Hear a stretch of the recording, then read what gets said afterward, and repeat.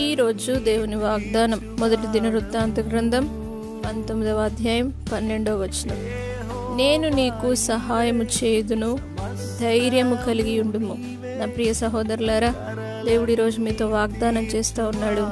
దేవుడే మీకు సహాయం చేసేవాడు. ఆయన మీకు సహాయం చేస్తాడు కాబట్టి ధైర్యంగా ఉండండి. ఏ బాధలో మీరున్నారో, ఎవరు నన్ను చూసుకునేవారు లేరని మీరు అనుకుంటున్నారో, సమయోచిత సహాయం కోసం దేవుని సన్నిధానానికి రండి.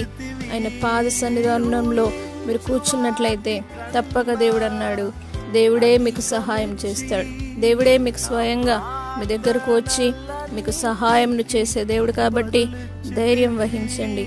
ప్రతి బాధ నుండి విడిపించి, ప్రతి సమస్య నుండి విడిపించి, ప్రతి శోధన నుండి విడిపించి, మీరు ఏ బాధలో ఉన్నారో దేవునికి తెలుసు కాబట్టి ఈరోజే దేవుడు మీకు సహాయం చేయుటకు మీ యొద్దకు రానై ఉన్నాడు. కాబట్టి మీరు ఆయన యొద్దకు రండి, ధైర్యం తెచ్చుకోండి.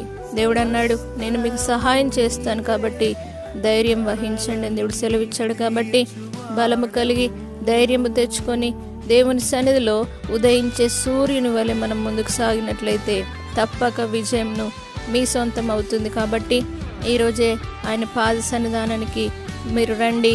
దేవుడు మిమ్మల్ని దీవించునుగాక. పరిశుద్ధుడా, నమ్మదగిన దేవా, నీ పాద చెంతకు వస్తున్నాం.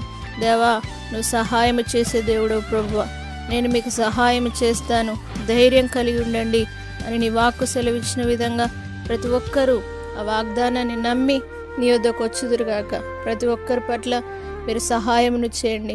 ఎంతమంది అయితే బాధలో ఉన్నారో, సమస్యల్లో ఉన్నారో, ఇబ్బందుల్లో ఉన్నారో, ఇరుకులో ఉన్నారో, అనారోగ్యంతో ఉన్నారో, మాకు ఎవరు సహాయం చేసేవారు లేరని అనుకుంటున్నారో, ఇప్పుడే వారికి ధైర్యమును కలిగించండి.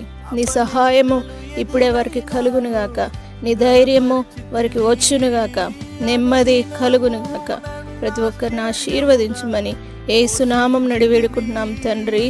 ఆమేన్.